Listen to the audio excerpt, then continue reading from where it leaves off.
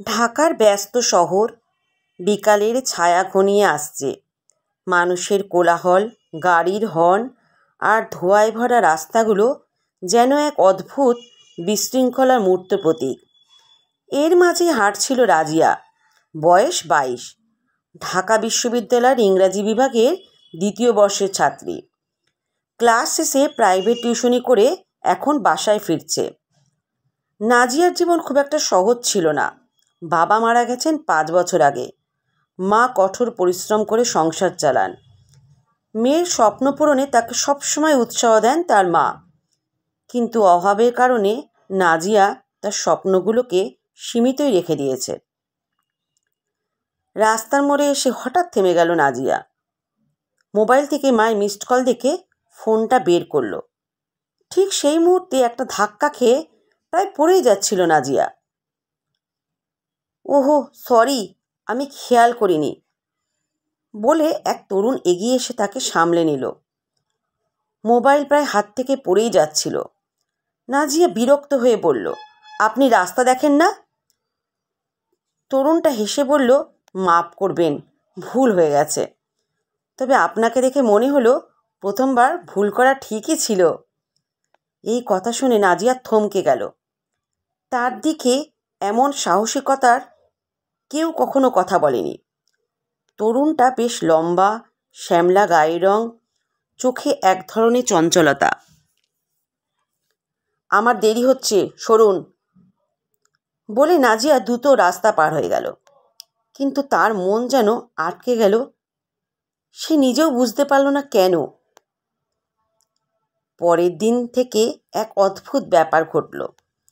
নাজিয়া প্রতিদিন দেখত ছেলেটি রাস্তার মোড়ে দাঁড়িয়ে আছে। প্রথমে ভেবেছিল এটা কাকতালীয়, কিন্তু তৃতীয় দিন তার ধৈর্য শেষ হয়ে গেল। সে এগিয়ে গিয়ে বলল, তুমি কি আমাকে ফলো করছো? ছেলেটা একটু অপ্রস্তুত হয়ে বলল, না না, ফলো করছি না। আমি এখানে দাঁড়িয়ে থাকি যদি আপনাকে একবার দেখতে পাই। আপনার সাথে কথা বলতে চাই। নাজিয়া বলল, তুমি পাগল? আমাকে চেনো না, জানো না, আর কথা বলতে চাও?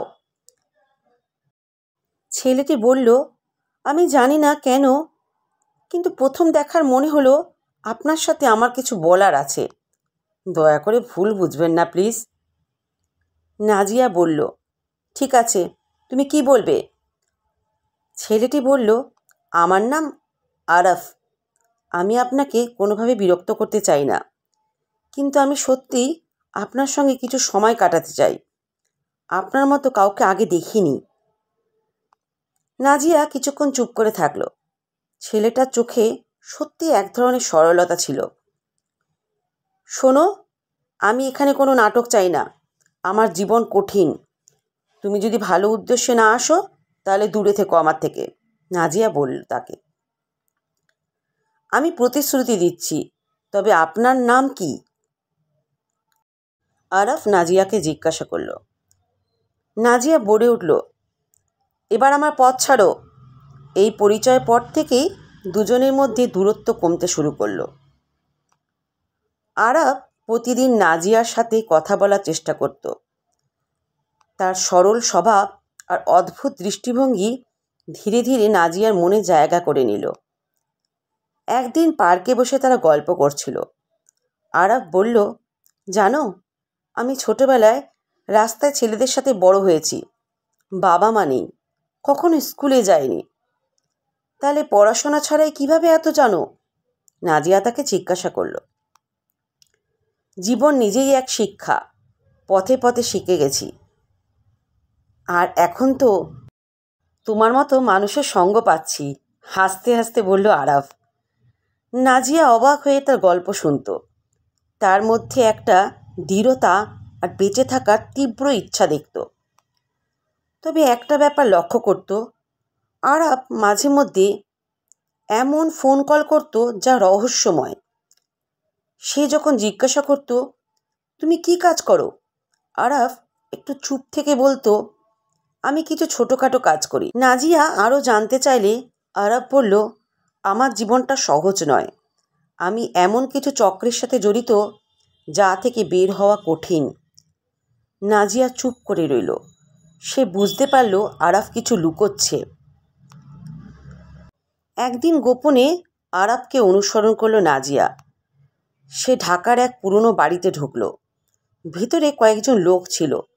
তাদের মধ্যে একজন কামাল ভাই, একজন চক্রের নেতা।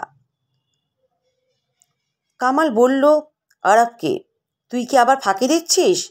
কামাল গম্ভীর কণ্ঠে আরাফকে জিজ্ঞাসা করল। না ভাই, আমি কাজ করব। কিন্তু কিন্তু কি? তোর জীবনে কোনো কিন্তু নেই। কাজ করবি, নালে তোর মেয়েটার খবর আমি রাখব।